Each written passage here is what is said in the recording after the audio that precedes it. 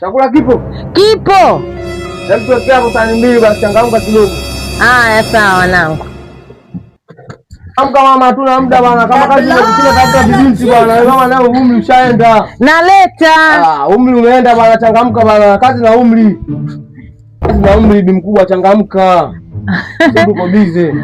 Jamani, mimi lazima niheshimu pesa yenu. Lazima niheshimu pesa yenu, lakini utu uzima sina pembe wanangu. Waheshimu pesa mama wakati unachelewesha chakula. Wewe tafuta, kwani una kabinti uko nyumbani? Kabinti kanasoma. Watakuwa kibinti kwanza, ukiweka kibinti hapa biashara ndio itanyoka. Asa wewe mama ukikamwea hapa kweli wateja utapata wateja wasende. Sasa kwani mimi nimekuja tafuta wateja, mimi nimekuja tafuta pesa, sikutafuta wateja. Sasa wateja wazee, watu wazee wako kidogo, vijana wengi. Haya basi mwanangu, nitasikiza mambo yako. Haya kuleni. Mtoto mtamu zabe mkubwa ni kaili. Mama sana mtoto leo. Ndio hivyo ukisema kibinti, hata sisi watu wazima mapishi tunayajua. Kweli bi mkubwa kapicha mama. Mama. Sana. Haya mkiwa basi. Mimi mwanangu. Bonge la roast mwanangu. Bibi takuwa mtanga, kasio mtanga huyu mtu wa Mombasa.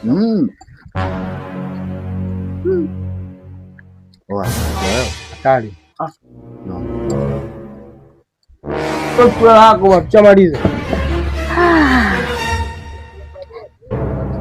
Useme mashallah, ewe Mola nisitiri, nipate kuishi na watu.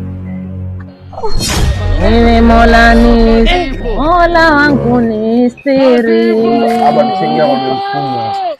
nipate kuishi na watu.